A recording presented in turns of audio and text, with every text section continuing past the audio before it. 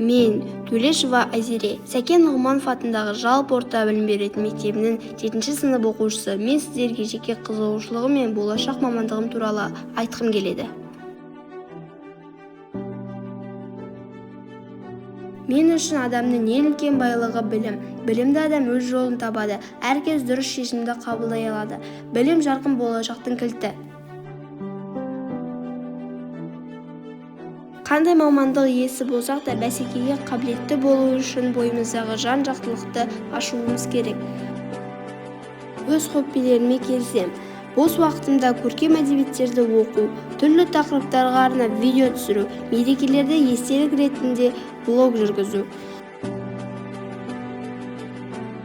Жеке қабілеттерімді дамытуды қолға ала отырып, басты назарға сапалы білім алуды қоямын. Бос уақытымды тиімді өткізіп, өзіме ұнайтын істерімді айналысқанды ұнайды.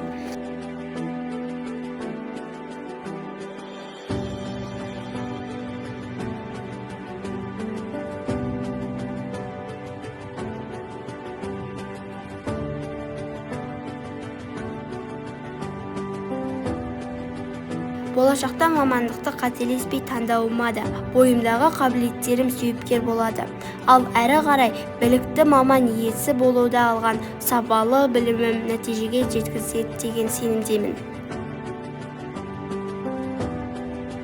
Менің қазіргі білімге деген құштарлығым, өзімнің кішілерге деген мейірімділігім, болашақта мамандық таңдауым үшін жасалған алғашқы қадамым. Иә, мен бастауыш сынып мұғалімі болғым келеді.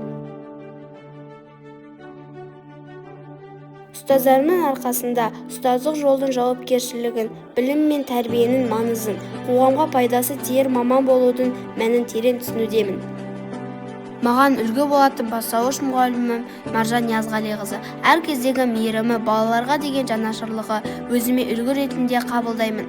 Қазіргі білім жолындағы алғашқы жетістіктерім, қолыма алғаш қалам ұстатқан бастауыш мұғалімім еңбегінің жемісі. Болашақта мен де осы қызығы мен қиындығы қатар жүретін жолды таңдап, абыройлы маман иесі болғым келеді.